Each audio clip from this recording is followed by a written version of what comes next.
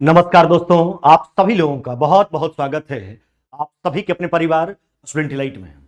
यार दोस्तों, कल हम लोग मैथ रीजनिंग का जो है वो मॉक टेस्ट 23 कंप्लीट किए थे, यानी 23 मॉक टेस्ट आपको हमने कंप्लीट करवा दिया है। आज बारी हम लोग का मॉक टेस्ट नंबर 24 का। 24 नंबर मॉक टेस्ट में हम लोग चलेंगे। चलिए आते हैं प्रश्न संख्या पहला पे। देखिए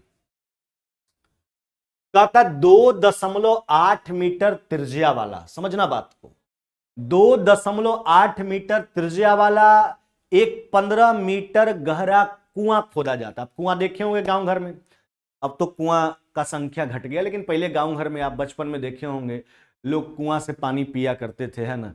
पानी पिया नहीं, लेकिन आपके दौर में तो पानी पिया नहीं करते होंगे, लेकिन कुआं होता होगा, पानी का इस्तेमाल उससे किया जाता था, है ना। अभी भी देखते होगे आप, छठ पर्व जो होता है तो कई जगह कुआं का ही पानी इस्तेमाल किया जाता है, तो आप कुआं देखे होंगे बिल्कुल। तो 2.8 मीटर त्रिज्या वाला एक 15 मीटर गहरा कुआं खोदा जाता है, यानी कुआं कैसा है, बेलनाकार है, नहीं।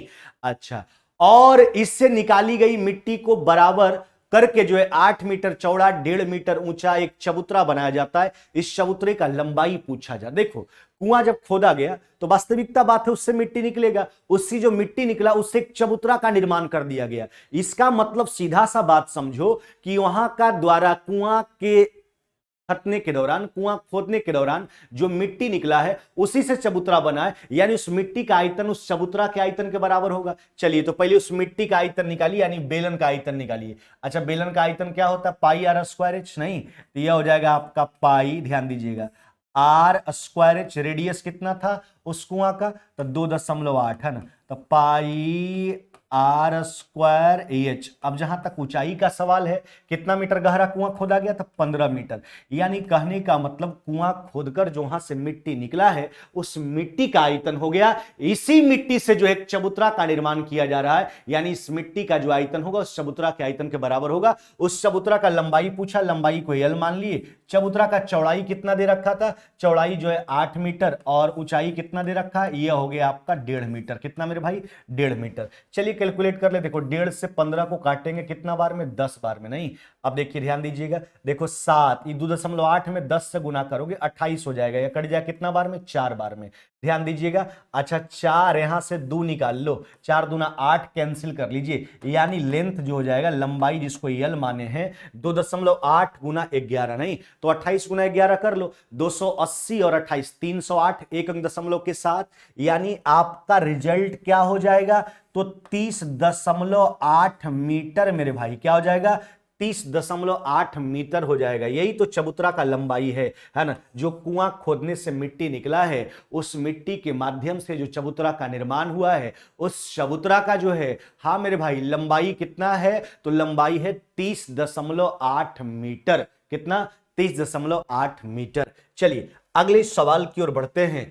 कहता चावल की कीमत में जो है 25% की कमी होने से एक व्यक्ति को 600 रुपया में 10 किलोग्राम अधिक चावल खरीदने में सक्षम बन जाता है ना। चावल की घटी हुई कीमत प्रति किलोग्राम क्या है। देखो एक बात सुनो, अगर वर्तमान में किसी चीज का कीमत बढ़ता है तब उसको दो नाम से पुकारते हैं चेला, बढ़ा हुआ कीमत या वर्तमान कीमत। अगर वर्तमान में किसी चीज का कीमत घटता है तब उसको दो नाम से पुकारते हैं, वर्तमान कीमत या घटा हुआ कीमत। क्या, वर्तमान कीमत या घटा हुआ कीमत। आराम से बात को समझिए। चावल की कीमत में 25% का कमी हो गया, एक व्यक्ति 600 रुपया में जो है 10 किलोग्राम अधिक चावल खरीदने में सक्षम बन जाता है। चावल का प्रति केजी घटा हुआ कीमत बताइए, यानी वर्तमान कीमत। अपने बारे में लेकर के देखिए, 600 रुपया लेके हम मार्केट जाया करते तो उसके बदले हमको कुछ चावल का मात्रा मिलता था, 10 किलो, 5 किलो, 15 किलो, 20 किलो, जो भी हो।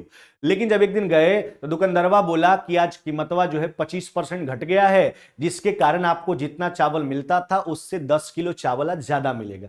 अच्छा, सिंपल सा बात है, आज वही 600 रुपया में जो है 10 किलो चावल पहले के अपेक्षा ज्यादा मिल रहा है। उसका कारण क्या है, कीमत में 25% का कमी, यानी 600 के 25% के कारण तो ही 25% के कारण तो ही 10 किलो चावल अधिक खरीदने में सक्षम हो रहा है, यानी कीमत 25% घटने के कारण। यानी 600 का जो 25% है वह वर्तमान में 10 किलो का कीमत है चावल का। 1 किलो का निकालने के लिए 10 से क्या करेंगे, डिवाइड कर लेंगे। चलिए कैलकुलेट कर लेते हैं, ध्यान दीजिएगा। अच्छा, 25 कितना कितना हो गया 150/10 नहीं, यानी कितना हो जाएगा 15 रुपए प्रति किलोग्राम। कितना मेरे भाई 15 रुपए प्रति किलोग्राम आपका राइट आंसर होगा, है ना, 15 रुपए प्रति किलोग्राम। यही तो चावल का घटा हुआ कीमत है प्रति किलोग्राम, है ना, 15 रुपए प्रति किलोग्राम। इसको वर्तमान कीमत भी आप कह सकते हैं। हम सिंपल सा बात बता दिए, अगर वर्तमान में किसी चीज का कीमत बढ़ता है तो उसका दो नाम होता है, बढ़ा हुआ कीमत या वर्तमान कीमत। अगर घटता है तो उसका दो नाम, घटा हुआ कीमत या वर्तमान कीमत। चलिए अगले सवाल की ओर आते हैं। कहता है नल ए और बी एक टैंक को क्रमशः 15 मिनट और 10 मिनट में भर सकता है। आराम से बात को समझिए। नल ए जो है एक टैंक को 15 मिनट में भर सकता है, भरने के लिए पर भरने वाला है, और बी जो है इसको 10 मिनट में भर सकता है। हाँ मेरे भाई, ए और बी दोनों भरने वाला, जिसका पर्सनल टाइम ए का 15 मिनट, बी का 10 मिनट। अब क्या कहता है, जबकि नल सी पूरे टैंक को 1 मिनट में खाली करता है, यानी सी जो है वह निकासी नल है, तब तो 1 मिनट में टंकी खाली करता है, तो एक्स है क्या, है ना, तो एक्स जो है टंकी को खाली करने में लिया गया सी के द्वारा समय है। यदि सभी को एक साथ खोल दिया जाए, हाँ ध्यान दीजिएगा, ए बी 3 नल हुआ और सी इसमें निकासी है, माइनस से दर्शा लीजिए, सभी को एक साथ खोल दिया जाए तो 8 मिनट में पूरी तरह से भर जाता है टैंक। यानी तीनों जब काम करता तो 8 मिनट लेता है टैंक को भरने में। चलिए टैंक का पूरा कैपेसिटी एलसीएम कितना हो जाएगा, ये हो जाएगा 120। इफिशियंसी सोचिए, है ना, प्रत्येक का, तो ये 15 मिनट में 120 यूनिट भरता है, 1 मिनट में कितना भरेगा 8, 1 मिनट में कितना भरेगा 12। अच्छा तीनों मिलकर 8 मिनट में 120, यानी 1 मिनट में कितना हो जाएगा मेरे भाई, तो यह हो जाएगा आपका 15, कितना 15। अब क्या कहता है सुनो, नल सी अकेले टैंक का 3/8 भाग, कितना 3/8 भाग को जो है कितने समय में खाली करेगा। अब देखिए ध्यान दीजिएगा, अच्छा टैंक का 3/8 भाग कितना हो गया, टैंक का एफिशिएंसी तो हमने 120 मान लिया, इसका 3/8, चलिए 30 का 3/8 जो है ना, इसको जो है सकी, है ना, खाली करने में सी कितना समय लेगा, तो सी के एफिशिएंसी से डिवाइड कर लेंगे। इतना खाली करने का बात किया जा रहा है। अब सी का एफिशिएंसी कैसे निकालोगे, देखो अगर ये दोनों भरने वाला काम करता है तो 1 मिनट में कितना भरता है, 8 12 20 यूनिट भरने का काम करता है। लेकिन निकासी के साथ, निकासी नल सी है, अगर सी के साथ काम करता है तो मात्र 15 मिनट, सॉरी हाँ, सी के साथ काम करता है तो मात्र 15 यूनिट भरने का काम कर रहा है। इसका मतलब दोनों मिलकर 20 भरता होगा, सी 5 खाली कर दे रहा, तब तो 20 में से 5 गया 15 हो रहा है सबका एफिशिएंसी।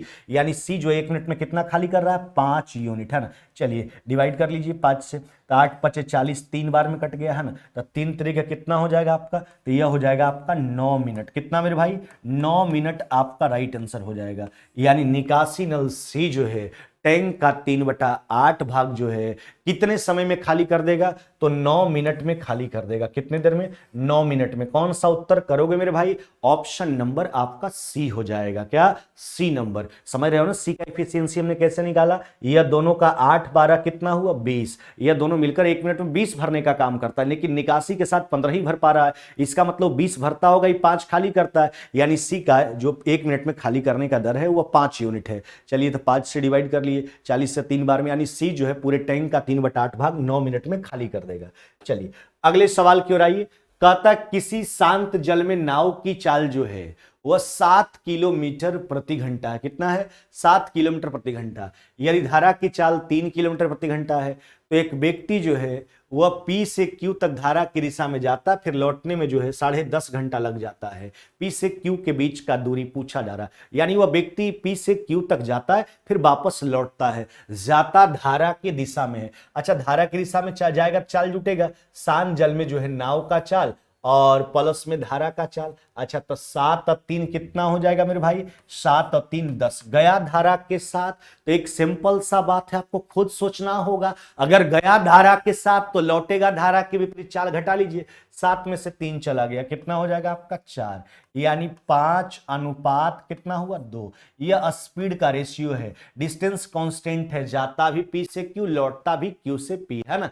चलिए ध्यान दीजिएगा, तो टाइम इसका इनवर्स हो जाएगा, 2 अनुपात कितना हो जाएगा 5। अब देखिए जाने और आने में जो कुल समय लगा है वह कुल समय कई घंटा का, 10.5 घंटा का।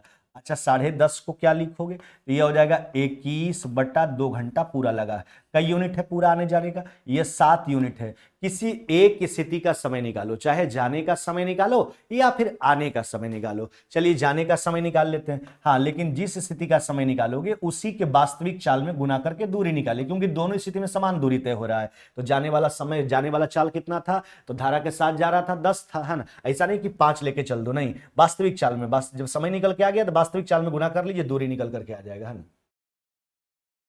ध्यान दीजिएगा, देखो 2 से 2 काट के हटा लीजिए, 7 से 3 बार में कट गया, 3 गुना 10 कितना मेरे भाई? ये हो जाएगा आपका 30 किलोमीटर। कितना हो जाएगा? 30 किलोमीटर आपका राइट आंसर हो जाएगा। 30 किलोमीटर। कौन सा उत्तर करोगे? ऑप्शन नंबर आपका बी हो जाएगा मेरे भाई। क्या हो जाएगा आपका? Option number B. यानी पी से क्यू के बीच का जो डिस्टेंस है वह डिस्टेंस कितना है मेरे भाई? तो वह डिस्टेंस जो है 30 किलोमीटर का है। धारा के साथ जाएगा, चाल जुटेगा, धारा के विपरीत जाएगा, चाल क्या होगा? घटेगा। चलिए अगले सवाल की ओर आते हैं। हाँ देखो, कहता है पी क्यू माइनस में क्यू का क्यू बराबर में p minus Q into P plus Q का होल स्क्वायर माइनस में एक्स पी क्यू, एक्स का मान। अच्छा, ए क्यू माइनस बी क्यू बराबर क्या होता है? देखो ये हो जाएगा आपका ए माइनस में क्या हो गया आपका? बी, है ना। ए क्यू माइनस बी क्यू बराबर इंटू ए स्क्वायर, ध्यान दीजिएगा, प्लस में बी स्क्वायर, है ना, प्लस में बी स्क्वायर और प्लस में ए बी, है ना, पी क्यू। यही तो है मेरे भाई। अच्छा, इधर हमने क्या तोड़ा? लेफ्ट साइड वाले मान को, a q minus b q पर ब्रेक कर ली इसको, a minus b into a square plus b square plus में ए बी। राइट साइड के मान को अगर देखा जाए तो क्या लिखा हुआ है आपके पास? तो यह है आपके पास p माइनस में क्या हो गया आपका? q, है ना।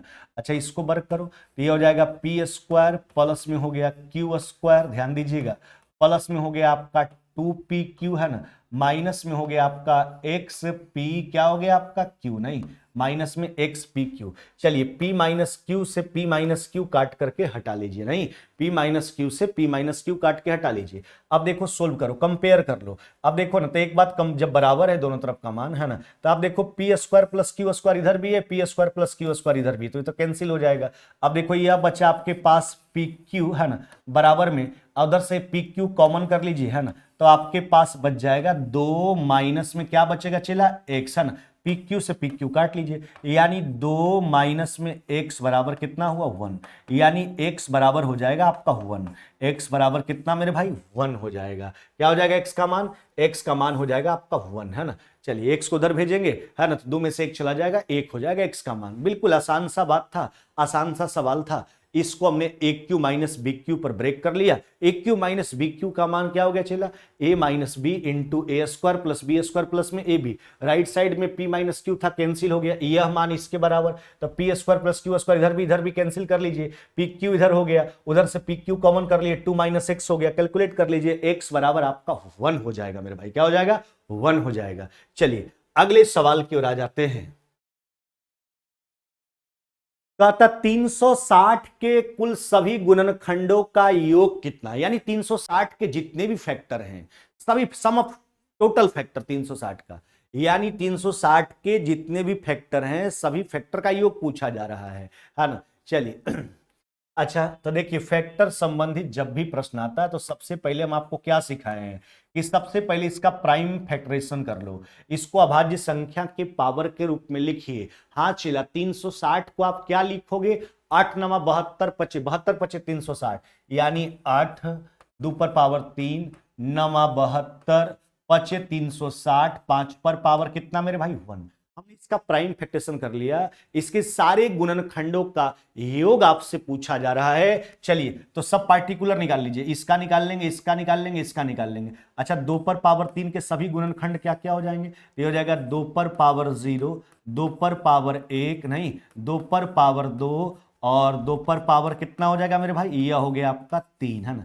चलिए 3 पर पावर 2 का सारा गुणनखंड देखो, यह हो जाएगा 3 पर पावर 0, 3 पर पावर 1 और 3 पर पावर कितना मेरे भाई? ये हो गया आपका 2। चलिए 5 पर पावर 1 का सारा गुणनखंड देखो, ये हो जाएगा 5 पर पावर 0 और 5 पर पावर कितना हो गया मेरे भाई? ये हो गया 1, है ना। 360 के सभी गुणनखंडों का योग हमको बताना था, हमने इसका प्राइम फैक्टरेशन कर लिया उसके बाद बारी बारी से 2 पर पावर 3 का सारा फैक्टर सोचिए, है ना। 2 पर पावर 0 समझते हो ना, पावर 0 एक फैक्टर हुआ करता है, क्योंकि पावर 0 का मान एक यूनिवर्सल फैक्टर है। कोई भी संख्या जो है किसी से कटे चाहे ना कटे, एक से जरूर कटता है ना। तो 2 पर पावर 0, 2 पर पावर 1, 2 पर पावर 2, 2 पर पावर 3, इसका सोच लिए सब। इसका सारा गुणनखंड का योग सोच लिए, इसका सारा गुणनखंड का योग सोच लिए। अब सबको गुना कर लीजिए। अब देखो इसको कैलकुलेट करो तो 8 4 12 2 14, कितना हो गया आपका 15, नहीं आगे सोचिए 9 3 12, कितना हो गया आपका 13, है ना। और यह हो गया 6 90 13 17 से नहीं, यानी यह हो जाएगा आपका 1170। कितना मेरे भाई 1170, यानी 360 के सभी गुणनखंडों का योग जो है सके कितना है, तो 1170 है। कितना मेरे भाई 1170, 360 के सभी गुणनखंडों का योग 1170 है। चलिए अगले सवाल की ओर आते हैं। कहता है जब सूर्य का उन्नयन कोण एंगल ऑफ एलिवेशन जो है 30 से 60 डिग्री तक बढ़ जाता है तो एक खंबे की छाया जो है 5 मीटर कम हो जाता है। खंबे का ऊंचाई देखो, यह खंबा है। पहले जो था सूर्य का उन्नयन कोण यानी एंगल ऑफ एलिवेशन जो था वह कितना डिग्री था, वह था 30 डिग्री। अब बढ़ करके कितना हो जाता है, अब बढ़ करके हो जाता है कितना मेरे भाई, यह हो जाता है आपका 60 डिग्री। कितना हो जाता है 60 डिग्री। हाँ ध्यान दीजिएगा, खंभा का ऊंचाई आपसे पूछा जा रहा है। चलिए कोण को सेटिस्फाइड कराओ। अच्छा tan 60 का मान कितना √3, या √3 तो यह कितना हो गया 1, tan 30 1/√3, तो यह √3 1/√3 लाने के लिए इसको कितना रखना होगा 3, है ना। सोचो 3 में से 1 चला गया, कितना हो गया आपका 2। अच्छा सोचो जैसे ही कोण बढ़ा परिणाम स्वरूप खंभा का छाया जो है कितना कम गया, पहले यहां तक छाया बनता था अब यहां आ गया, यानी कितना कम गया, तो 5 मीटर कम गया, जो मेरे हिसाब से 2 यूनिट है। हाँ ध्यान दीजिएगा 5 मीटर कमा, जो 2 यूनिट का मान है, 1 यूनिट का मान हमने निकाल लिया। आपसे क्या पूछा जा रहा है, कहता खंभे का ऊंचाई बताओ। खंभा का ऊंचाई कितना यूनिट है, तो √3 यूनिट, यही √3 यूनिट का मान बताना, यानी आपका रिजल्ट यही रह जाएगा 5√3/2 मीटर, नहीं 5√3/2 मीटर, है ना। 5√3/2 मीटर आपका राइट आंसर हो जाएगा। कौन सा उत्तर करोगे, ऑप्शन नंबर ए हो जाएगा। यही तो खंभा का ऊंचाई है मेरे भाई, है ना। चलिए आप खाली बनाइए ना, साथ में सारा चीज सिखा देंगे, हर एक प्रकार का प्रश्न आपको सिखा देंगे। कोई भी एग्जाम होगा आप रगड़ के आओगे, इसका गारंटी हम देते हैं। चलिए कहता अभी जो है, यानी वर्तमान में एक पिता की आयु उसके पुत्र की वर्तमान आयु से क्या है, दुगना है। वर्तमान में जो पिता की आयु पुत्र के, देखो पिता और पुत्र का जो वर्तमान में रेशियो है उम्र का, वह 2:1 कितना है 1। अब क्या कहता है 5 वर्ष बाद जो है उसकी आयु का योग 85 वर्ष। अच्छा एक बात सोचो, 5 साल बाद जो है उसकी आयु का योग 85 है। ध्यान दीजिएगा आराम से, 5 साल बाद उसकी आयु का योग 85 है। इसका मतलब वर्तमान में आने के लिए 5 5 दोनों में घटे, 5 साल बाद 85 है तो वर्तमान में आने के लिए 5 5 घटा, यानी 10 साल घटा लीजिए, तो 85 में से 10 घटा लीजिए, यानी वर्तमान में दोनों की आयु का योग कितना हुआ, तो वर्तमान में हुआ 75। कितना 75। अच्छा वर्तमान में उसकी आयु का रेशियो कितना है 2:1, यानी 3 यूनिट का मान हुआ। तो 1 यूनिट का मान अगर देखा जाए, है ना, देखो तो 75 बटा कितना 3, यानी 1 यूनिट का मान कितना हुआ 25। तो कहता है दोनों का अभी उनका आयु क्या है, दोनों का पूछा है, पिता का और पुत्र का वर्तमान में जो 2:1 के रेशियो, तो 1 यूनिट बराबर 25, तो 2 यूनिट बराबर कितना हो जाएगा 50, और 1 यूनिट का मान तो 25 है ही, यानी वर्तमान में दोनों का जो आयु है पिता और पुत्र का वो 50 वर्ष और कितना वर्ष है 25 वर्ष, यानी पिता 50 वर्ष का और पुत्र जो है वो 25 वर्ष का है। समझ रहे हो बात को। देखो ये 2:1 जो रेशियो है पिता और पुत्र का, यह वर्तमान है, जिस समय का रेशियो दिया आंकड़ा को उस समय लाइए। 5 साल बाद जो उसकी आयु का जो 85 था, वर्तमान में आने के लिए 5 5 घटा लिए, 10 साल घट जाएगा, वर्तमान में 75 हुआ, जो 3 यूनिट का मान, 1 यूनिट का मान 25, 2 बराबर 50, 1 बराबर 25। चलिए अगले सवाल की ओर आइए। कहता यदि किसी एक सारणी के समस्त पदों का समानांतर माध्य 5 माध्य का 6 इस श्रेणी का बहुलक पूछा जा रहा है। बहुलक कहने का मतलब क्या पूछा जा रहा है, मोड पूछा जा रहा है। अच्छा मोड बराबर क्या हो जाएगा आपका, ये हो जाएगा 3 गुना, ध्यान दीजिएगा 3 गुना मीडियन माइनस में 2 गुना क्या हो जाएगा आपका, ये हो जाएगा आपका मीन। नहीं मेरे भाई, मोड बराबर 3 गुना मीडियन माइनस में 2 गुना मीन, यही तो पूछा, बहुलक ही पूछा, मोड ही पूछा गया। चलिए तो 3 गुना मीडियन, तो 3 गुना मीडियन माध्यिका का मान कितना है आपके पास, माध्यिका हुआ 6 माइनस में 2 गुना, अच्छा मीन का जहां तक सवाल है कितना हुआ आपका 5। अब देख लो तो 18 में से 10 चला गया, कितना हो जाएगा आपका, यह हो जाएगा 8। नहीं मेरे भाई 18 में से 10 चला गया 8। यही तो मोड का मान है, यही तो बहुलक का मान है मेरे भाई, है ना। मोड बराबर क्या होता है, ये रिलेशन को आप बिल्कुल ध्यान रखना। कई बार एग्जाम में ऐसा ही रिलेशन पूछ दिया जाता है, मीन मीडियन मोड का रिलेशन क्या है। मोड बराबर 3 गुना मीडियन माइनस में 2 गुना मीन। हाँ, इसको आगे पीछे करके ऑप्शन दे देगा, आपको जांचने के लिए बोल दिया जाता है कौन सा जो है इक्वेशन सही है। तो ध्यान रखना, मोड बराबर होता है 3 गुना मीडियन माइनस में 2 गुना मीन। चलिए, बिना किसी स्टॉप पर जो है, स्टॉप मतलब जहां ठहराव होता है, स्टॉप पर रुके हुए एक बस का जो चाल है, अगर बिना रुके हुए चलता तो बस का स्पीड कितना 70 किलोमीटर प्रति घंटा, और जब स्टॉपों पर रुक कर चलता तो बस का स्पीड कितना 56। अब देखो ध्यान रखना, डिस्टेंस मान लीजिए, दूरी को मान लीजिए, अच्छा दूरी तो ऐसा होना चाहिए जो 70 से भी कटना चाहिए 56 से भी, तो एलसीएम कितना हो जाएगा 280 किलोमीटर हमने मान लिया, है ना। अब देखो 70 के स्पीड से चलेगा तो 280 किलोमीटर का दूरी तय करने में कितना घंटा लगेगा, 4 घंटा, और 56 के स्पीड से कितना घंटा लगेगा, 5 घंटा। अब क्या कहता है, प्रति घंटा बस कितने मिनट रुकते हैं। देखो, बिना रुके हुए बस का स्पीड का चाल कितना था, बस का चाल था 70, लेकिन रुक रुक कर चलता तो बस का स्पीड कितना था 56। अब सोचिए, सिंपल सा बात है, बिना रुके हुए चला तो बस को लगा 4 घंटा, रुक रुक कर चलता है 56 के स्पीड में तो वहां 5 घंटा, 1 घंटा ज्यादा लग रहा है, यानी 60 मिनट ज्यादा लग रहा है। उसका कारण है रुकना, बस वही बात है। एक स्थिति में बस वही बस है, एक स्थिति में रुक कर चलता है, एक स्थिति में बिना रुके चलता है। बिना रुके चलता है तो 4 घंटा लेता है दूरी को तय करने में, और जब रुक रुक कर चलता है तो 5 घंटा, यानी 60 मिनट वहां ज्यादा ले रहा है। उसका कारण है रुकना। देखो, तो 60 मिनट रुकता है कई घंटा में, 5 घंटा में, 5 घंटा में 60 मिनट रुकता है, 1 घंटा में कितना रुकेगा, तो 12 मिनट रुकेगा। कितना मेरे भाई, 12 मिनट, यानी वो बस जो है 1 घंटा में कितना रुकेगा, 12 मिनट रुकेगा, नहीं मेरे भाई 12 मिनट, है ना। यानी वो बस जो 1 घंटा में कितना मिनट रुकता है, 12 मिनट। चलिए यहाँ थोड़ा हम कमेंट सेक्शन की ओर चलते हैं, किन्हीं के द्वारा अगर कोई सवाल होगा उसका जवाब दे करके फिर हम आगे बढ़ेंगे।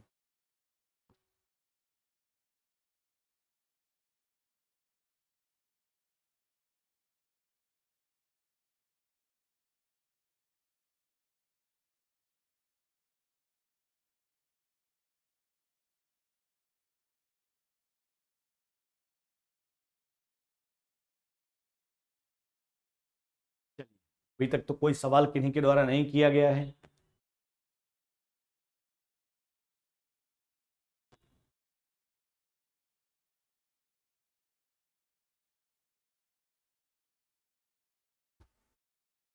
अगले सवाल की ओर आते हैं। कहता कुछ काम, ध्यान दीजिएगा आराम से, कुछ काम पूरा करने के लिए जो है ए और बी द्वारा आवश्यक दिनों का रेशियो, ध्यान दीजिएगा, कुछ काम को पूरा करने के लिए ए और बी द्वारा जो समय का रेशियो है वह 3 अनुपात कितना है, 5। देखो, यह दोनों एक निश्चित कार्य को पूरा करने के लिए दोनों के द्वारा लिया गया समय के बीच का रेशियो है। देखो, तो यह टाइम का रेशियो है। इफिशियंसी और टाइम एक दूसरे का इनवर्सली प्रोपोर्शनल होता है, तो इफिशियंसी का रेशियो कितना हो जाएगा, 5 अनुपात कितना, 3। नहीं, चलिए, यह दोनों के इफिशियंसी के बीच का रेशियो हो गया, कार्य क्षमताओं के बीच का रेशियो हो गया। उन्हें काम पूरा करने के लिए दोनों मिलकर जो है कितना समय लेता है, 5.5/8 दिन। अच्छा देखो, कितना समय हुआ, 8×5 = 40, 5 45/8 दिन लेता है दोनों मिलकर कार्य को पूरा करने में। अच्छा देखो, दोनों के एक दिन का काम कितना हुआ, एफिशिएंसी जो होता है वह किसी व्यक्ति के द्वारा एक दिन में किया गया कार्य होता है, तो दोनों के एक दिन का काम 5 और 3 कितना, 8।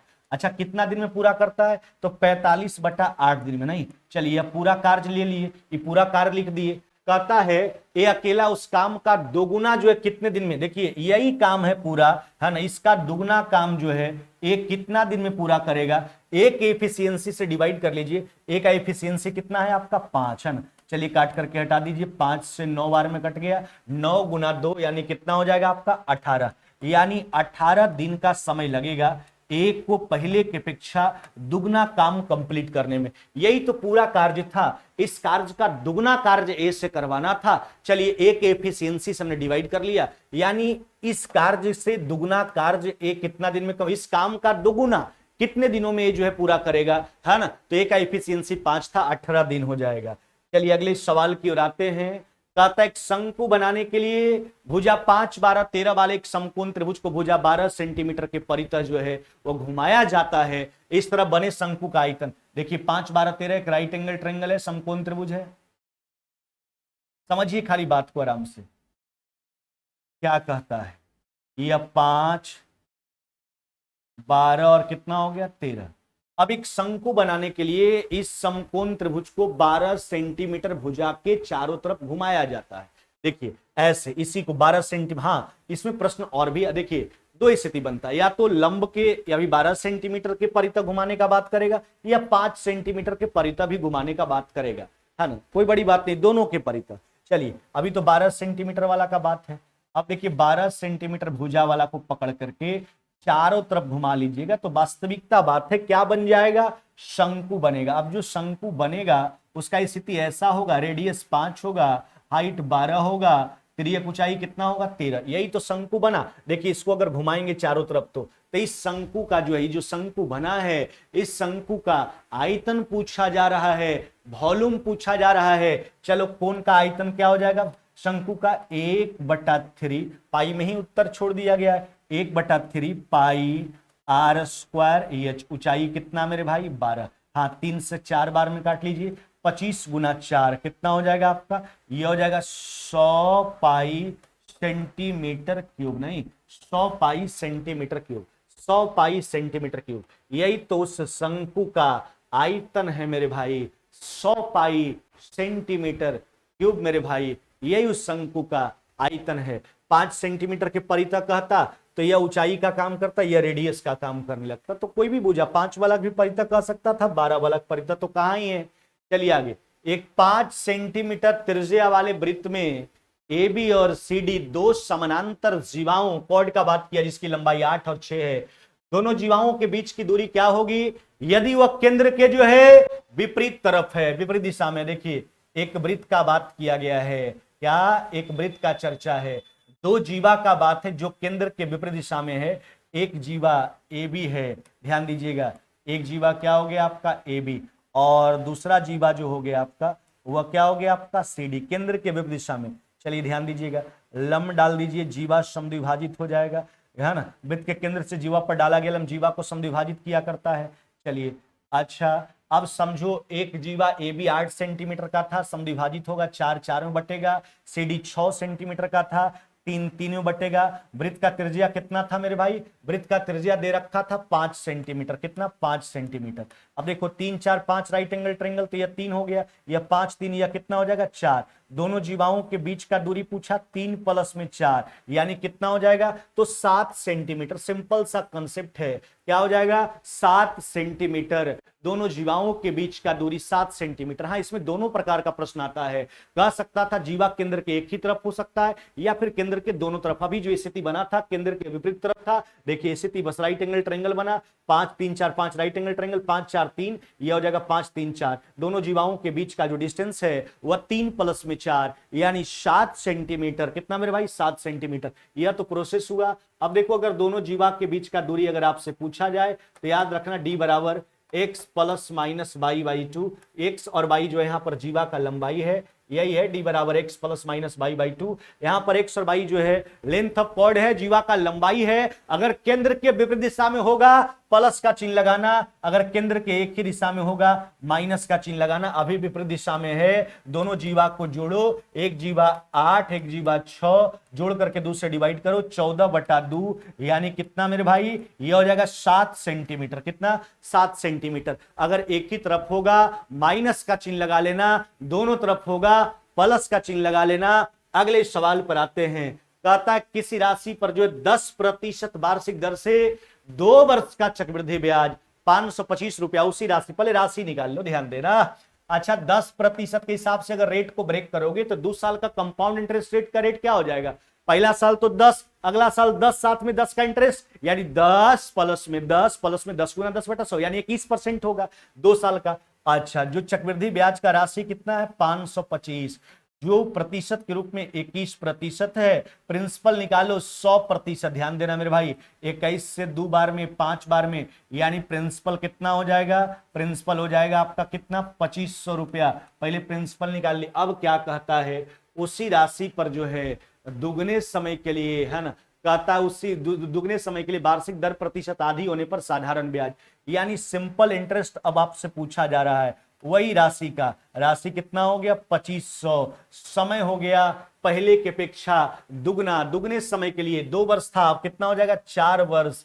रेट को आधा कर दो, 10% रेट था, रेट कितना हो जाएगा 5%। आपसे ब्याज पूछा जा रहा है, साधारण ब्याज, चलिए काट करके हटा लीजिए, 100 गुना 5 यानी साधारण ब्याज कितना हो जाएगा 500 रुपया। वही प्रिंसिपल का, तो पहले प्रिंसिपल सोचे, प्रिंसिपल कंपाउंड इंटरेस्ट वाला रेट ब्रेक करके सोच लिए 2500 आ गया। जब प्रिंसिपल आ गया तो वही प्रिंसिपल का रेट आधा कर दो, समय को दुगना कर दो, है ना, उसका सिंपल इंटरेस्ट पूछा, सिंपल सा बात है, सिंपल इंटरेस्ट तो हर साल का बराबर हुआ करता है।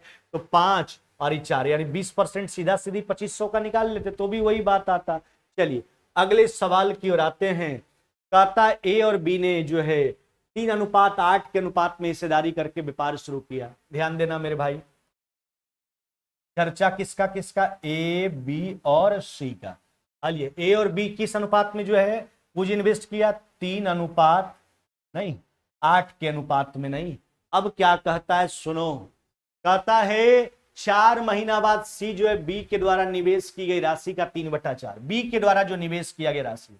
अच्छा 8 का 3/4 कितना होगा, 8 में 3/4 से गुना करोगे तो कितना इन्वेस्ट किया, 6 यूनिट, है ना।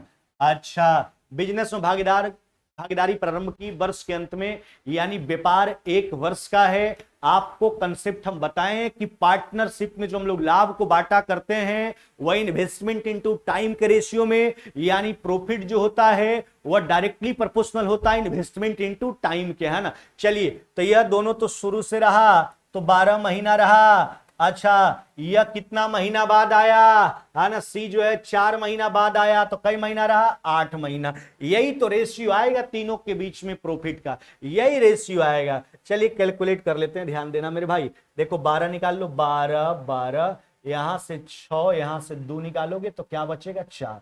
यही रेशियो है 3:8:4, यही तीनों के प्रॉफिट के बीच का रेशियो है। सी को जो है 24,000 का प्रॉफिट हुआ है।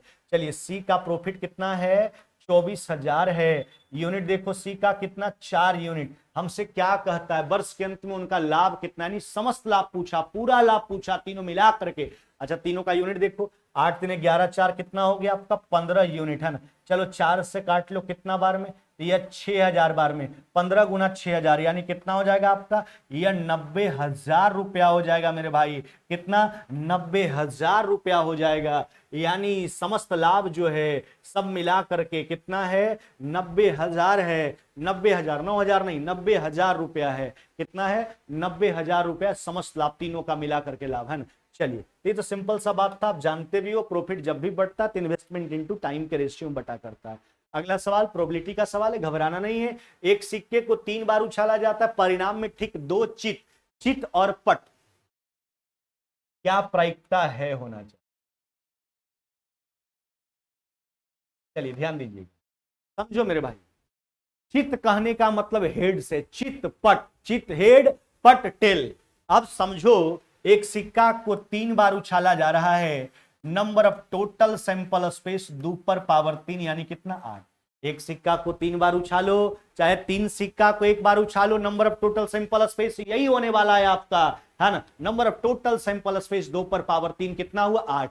परिणाम में ठीक 2 चित, चित मतलब हेड, पत मतलब टेल, 2 चित, समझना बात को। देखो 2 गो हेड, है ना, आने की क्या प्रायिकता, यही बात है। तो इसको भिन्न भिन्न प्रकार से अरेंज कर सकते हैं, जैसे हेड हेड टेल है तो हो सकता है हेड टेल हेड हो, कितना प्रकार से इसको लिख सकते हैं। चलिए नंबर ऑफ इवेंट देख लीजिए, इसको अरेंज कर लीजिए, कितना लेटर है 3, फैक्टोरियल 3, इसमें एच का रिपीटेशन 2 बार, फैक्टोरियल 2 यानी यह हो जाएगा 3। जहां तक प्रायिकता का सवाल है, अच्छा प्रायिकता होता क्या है, तो कहोगे सर प्रायिकता होता है रिक्वायरमेंट और पॉसिबिलिटी का रेशियो। अच्छा रिक्वायरमेंट आपका 3, टोटल पॉसिबिलिटी 8, यानी आपका रिजल्ट हो जाएगा 3/8। क्या हो जाएगा 3/8। यही तो है रिक्वायरमेंट और पॉसिबिलिटी का रेशियो ही तो प्रायिकता कहलाता है। आपका रिक्वायरमेंट क्या है, टोटल पॉसिबिलिटी क्या है, उसका रेशियो ही प्रायिकता कहलाता है।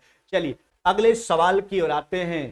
कहता 30 लीटर के मिश्रण में, कितना लीटर का मिश्रण है 30 लीटर का मिश्रण है, इसमें 90% अल्कोहल है। कितना मेरे भाई 90। क्या कहता है कितना पानी और मिलाएं, अरे पानी मिलाओगे तो उसमें अल्कोहल तो 0 होगा। पानी मिलाने का बात है तो उसमें अल्कोहल 0 होगा, है ना। परिणामी पानी मिलाने के बाद जो प्राप्त मिश्रण है उसमें अल्कोहल कितना हो गया 80। हर जगह हमने अल्कोहल उठाया, एलिगेशन लगाओ, चलो बड़ा वाला में छोटा वाला घटाओ, 80 में से 0 चला गया, यह हो गया आपका 80, 90 में से 80 गया यह 10, यानी 8:1। प्रारंभिक मिश्रण दिया 30 लीटर का, बाद में कितना पानी मिलाया जा रहा है यह आपसे पूछा जा रहा है। चलो चेला, प्रारंभिक मिश्रण 30 लीटर का, यूनिट थोड़ा देखो, प्रारंभिक वाला 8, बाद में जो पानी मिला रहे हैं वह 1 यूनिट है। 1 यूनिट का मान यह देखो 15/4 यानी 3.75 लीटर। नहीं, चलो इसमें 4 से गुना करके देख लो, 3 चौके 12, 75 चौका 300, 12 3 15, यानी बाद में जो पानी मिलाया जा रहा है मेरे भाई वह कितना लीटर, तो 3.75 लीटर, 3.75 लीटर। अगले सवाल की ओर आइए। एक बात ध्यान रखना, कान खोल करके सुन लो, देखो 4 के किसी भी पावर को अगर आप 6 से डिवाइड करते हो ना, तो हमेशा इसका रिमाइंडर जो होता है वह 4 होता है, जहां पर n जो है वह कोई नेचुरल नंबर है। क्या है? कोई नेचुरल नंबर है। इस कंसेप्ट को माइंड में सेट कर लेना। कई बार प्रश्न एसएससी के एग्जाम में पूछा गया है, बहुत ही लॉजिकल सा सवाल है। देखो 4 पर पावर 1 4, 4 को 6 से डिवाइड करेंगे 4 बचेगा, 4 का स्क्वायर 16, 6 से डिवाइड करो 6 दूना 12, 4 बचेगा, 4 का क्यूब हो गया 64, 6 से डिवाइड करो हमेशा 4 आएगा। तो 4 के किसी भी पावर को अगर आप 6 से डिवाइड करते हो रिमाइंडर हमेशा 4 होता है। n equal to natural number यानी प्राकृतिक संख्या। अब क्या कहता है सुनो, कहता है ध्यान देना आराम से, 4 पर पावर 1 प्लस में 4 पर पावर 2, इसी प्रकार का संख्या है, सब 4 पर power 3 dot dot dot, last में 4 पर पावर 25। कहता है इसको 6 से डिवाइड करने पर रिमाइंडर क्या बचेगा। देखो मेरे भाई, हर जगह रिमाइंडर बचेगा 4, हर जगह क्या बचेगा 4 4। अच्छा 4 कितना बार पावर से देख लीजिए 25 तक आया, यानी 25 बार। 4 को 25 टाइम जोड़ोगे तो 25 चौका कितना 100, 100 तो 6 से बड़ा है, फिर से डिवाइड करना पड़ेगा आपको। तो 6 से फिर से, अगर छोटा मान आता तो रिमाइंडर वही हो जाता, लेकिन बड़ा होगा फिर से डिवाइड करना होगा। 16 छक 96 है ना, यानी रिमाइंडर कितना हो जाएगा मेरे भाई, यानी 4। नहीं, रिमाइंडर कितना हो जाएगा आपका 4। 100 में 6 से डिवाइड करोगे 16 छक 96, रिमाइंडर हो जाएगा आपका 4, है ना। चलिए 4 हो जाए, यहाँ क्वोशेंट नहीं रिमाइंडर लिखा हुआ है, ध्यान रखना। चलो अगले सवाल की ओर आ जाओ।